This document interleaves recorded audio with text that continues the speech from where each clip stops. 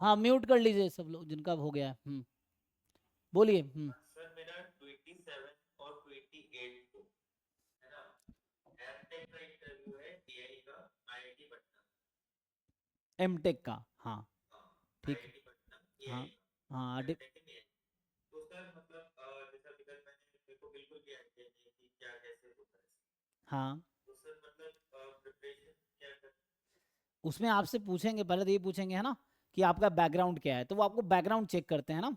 मतलब they don't expect कि you know something that you have not gone through. वो चाहते हैं जो आप किए हो अभी तक उसमें आप अच्छा रहो। सो जो आपका बैकग्राउंड है, फॉर एग्जांपल आपने बीटेक किया है, तो वो आपसे उससे कुछ सब्जेक्ट पूछ सकते हैं, या हाँ एआई यार, में। मेजर प्रोजेक्ट, हाँ फंडामेंटल जो है, हाँ। माइनर प्रोजेक्ट और मेजर प्रोजेक्ट। हाँ वो सब पूछ सकते हैं क्या किया है। फिर आपसे ये पूछ सकते हैं आगे क्या करना चाहते हो। तो जब आप बोलोगे ये करना चाहते हो, तो उसका कुछ आपसे बेसिक पूछ रहे हैं कि जानकारी है कि नहीं, क्योंकि अगर आप क्यूरियस हो तो आप थोड़ा थोड़ा जानने की कोशिश तो किए होगे। Yes sir. तो उससे रिलेटेड चीजें आपसे वो पूछेंगे। फिर आपका बेसिक वो चेक करते हैं, मेनली प्रोग्रामिंग हो गया, मेनली एआई चीज है ना, तो एआई के लिए जरूरत क्या है, तो आपको उसका थोड़ा बेसिक पे काम कर लेना है। They will not expect you कि आपको वो सब कुछ आता है जो आप वहां जाके पढ़ोगे, लेकिन वो आपसे ये एक्सपेक्ट करेंगे कि वहां जाके जो पढ़ना है उसके लिए जो बेसिक फाउंडेशन चाहिए वो आपको आता हो। यस सर, तो जैसे गेट एआई का जो सिलेबस था, है ना, हम्म। वो काफी होगा।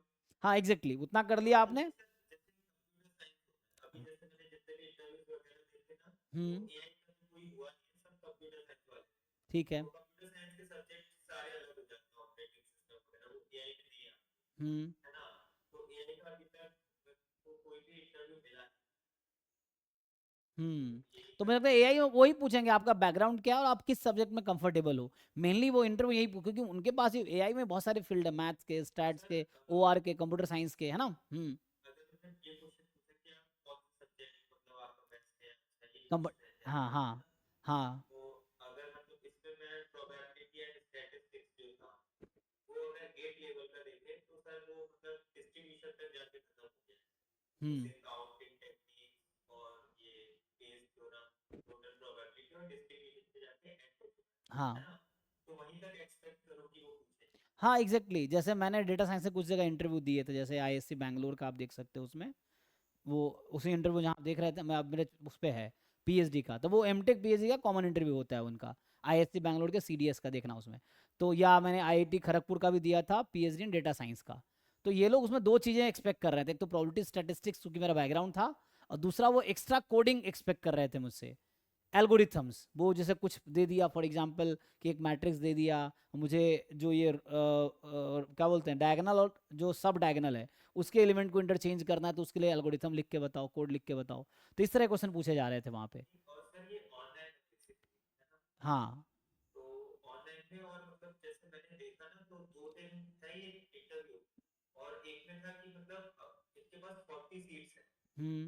है ना, और समवेयर अराउंड अगर ये लोग 10 मिनट में भी एक इंसान का लेते हैं, हम्म। तो 100 से ज्यादा लोग तो इन लोगों ने नहीं शॉर्टलिस्ट किए, हाँ नहीं किए है होंगे, ना। हाँ बिल्कुल। हाँ, तो सर अगर 100 लोग भी शॉर्टलिस्ट किए हैं, तो एक इंसान का 10 मिनट से ज्यादा नहीं चलेगा। नहीं हो तो 10 से 15 मिनट सर वो मैक्सिमम। हॉबीज वीकनेस ये सब तो कुछ नहीं होता। ना ना ये नहीं पूछेंगे, मतलब ये जो पीएचडी और एमटेक के इंटरव्यू में ये नहीं पूछते, हॉबी वीकनेस स्ट्रेंथ नहीं पूछेंगे आपसे। वो जॉब इंटरव्यूज में या उसमें पूछे जाते हैं, यहाँ आपसे सीधा टू द पॉइंट बात होगी कि आपका इंट्रोडक्शन, फिर आपका बैकग्राउंड, मतलब आप क्या एजुकेशन रहा है, फिर आपका इंटरेस्ट क्या है, किस सब्जेक्ट में आप इंटरेस्टेड हो, उस सब्जेक्ट वो क्वेश्चन पूछेंगे, है ना।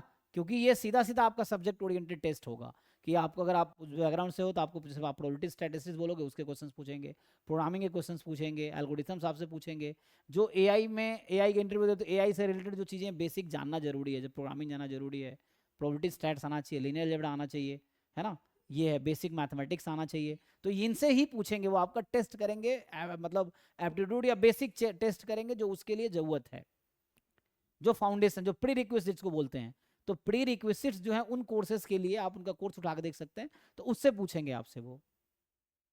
और सर मतलब 3-4 फैकल्टीज रहती है वहाँ पर, हाँ इंटरव्यू में 3 4 5 6 10 भी होती हैं, वो डिपेंड करता है इंस्टीट्यूट पे। मतलब क्योंकि मैंने देखा था कि हर इंटरव्यू में बोला था कि 3 से 4 फैकल्टीज होती है। होंगे ही। तो सर वो अलग अलग सब्जेक्ट की, जैसे अगर मैंने बोला कि मेरा मैथ्स है, मतलब प्रोबेबिलिटी है, स्टैटिस्टिक्स, हम्म। तो फिर मैथ्स की फैकल्टीज थे, हाँ वो स्टैट्स से पूछेंगे। जैसे मान लो एक पैनल बना, तो पैनल वैसे ही बनाते होंगे ना कि मतलब कोई बच्चा मैथ्स बैकग्राउंड का होगा, कोई स्टैट्स का होगा, कोई कंप्यूटर साइंस का होगा, है ना। तो इस तरह से जो डिफरेंट बैकग्राउंड के बच्चे हैं उनको पता तो नहीं कि सारे बच्चे एक ही बैकग्राउंड, ऐसा तो है नहीं जरूरी, क्योंकि एआई तो ऐसी फील्ड है जहाँ हर बैकग्राउंड के बच्चे आते हैं। तो वो फैकल्टी उस तरह से कमेटी बनती है कि एक मैथ के हो, एक स्टैट्स के हो, एक सीएस के हो, ताकि सो दैट जो भी आप कंफर्टेबल एरिया बोलेंगे तो उसके फैकल्टी आपसे क्वेश्चन पूछेंगे वो, ये है। इसलिए ऐसी कमेटी बनाई जाती है। सर और तो पूछ नहीं सकते ना, जैसे मतलब कुछ सॉल्व वगैरह तो नहीं करवाएंगे नहीं करवा सकते हैं, वो आपको दे देंगे, बोलेंगे बताओ इसका आंसर क्या है। ऑनलाइन में भी ऐसा होता है ना, क्वेश्चन बोल देंगे या स्क्रीन पे शेयर करके शो कर देंगे कि this is the question, you solve and tell me the answer, tell me approach and tell me the answer, ऐसा। तो वो अप्रोच पूछेंगे आपसे कैसे करोगे बताओ, इस तरह से। तो वैसा है। ठीक है, ठीक है, ऑल द बेस्ट, है ना, थैंक यू, बाय। और सर हम्म सीएमआई की डाउट क्लास रोज। रख सकते हैं, बताइए डाउट है आपके, तो सीएमआई का अलग से रख सकते हैं डाउट क्लास, हाँ। हाँ सर सीएमआई की बेसिकली ये है कि क्वेश्चन करने में टाइम लगता वो तो लगेगा, वो है, और एग्जाम में भी लगता है। अगर पूरा पेपर करूँ ना तो 4 से मेरे को 4.5 घंटे लग रहे हैं, हम्म, और वहाँ पर सब कर रहे हैं। 3 घंटे में तो उसको वही कुछ क्वेश्चन छूटेंगे या तो, या फिर आपने स्पीड बढ़ाओ, ये है। और तो सर सीएमआई के मतलब डाउट तो है, तो सर ये ऐसे आप मतलब अलग से डाउट क्लास नहीं रख सकते? हाँ रख सकते हैं, नेट का कल अभी अलग से डाउट क्लास चल रहा है, आईएसआई के तो खत्म हो गया बाकी, तो अब हम अलग से सीएमआई के एक बैच का डाउट क्लास रख सकते हैं। हाँ सर, या फिर अल्टरनेट डेज पे रखूँ क्योंकि अभी सिर्फ 9 दिन ही बचे हैं। हाँ तो ऐसा कर सकते हैं, ठीक है। क्योंकि अभी जो इतने सारे लोग मतलब ये जैम गेट वगैरह है, तो सर दे कैन वेट। तो वो खत्म हो गया, अब जैम का खत्म हो गया, गेट भी खत्म हो गया, आईएसआई भी खत्म हो गया, तो हमारा वो सेशन खत्म हो गया। अभी जो है हमारे पास अब सीएमआई का एग्जाम बचा है बस, फिर उसके बाद नहीं फिर सर से। अभी कुछ बच्चे हैं। अच्छा वो, हाँ तो वो तो न्यू नए सेशन वाले बच्चे हैं, अब वो नए वाले, हाँ। तो ये कॉमन डाउट क्लास में बहुत सारे अलग अलग डाउट आते हैं, तो इसलिए हमने, जैसे अभी नेट का एग्जाम है जून में, तो हम नेट का अलग से डाउट क्लास चला रहे हैं। नेट का जैसे आज भी बैच था नेट का, अभी हमने 9:30 से 11 लिया है नेट का क्लास, उस तरह से। तो वो ये सर पर्टिकुलर, सीएमआई की एक पर्टिकुलर के डाउट हाँ क्लास वैसा कि सिर्फ सीएमआई के बच्चों के लिए रख सकते हैं, ठीक है, तो वैसा करते हैं, कल से लगाते हैं वैसा, है ना। कितने बजे से? हाँ मैं बता दूंगा, टाइम ग्रुप में पोस्ट कर दूंगा, मैं भी वही टाइम हो, कल नेट का ना रख के सीएमआई का रख देंगे 9:30 से 11 में, ठीक है ना। Thank you. जी थैंक यू।